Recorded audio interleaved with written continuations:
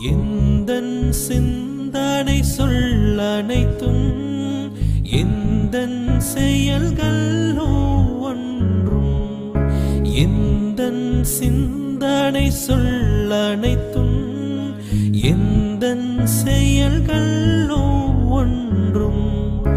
எந்தன் உடல் பொருள் ஆவி முற்றும் எந்தன் உடல் பொருள்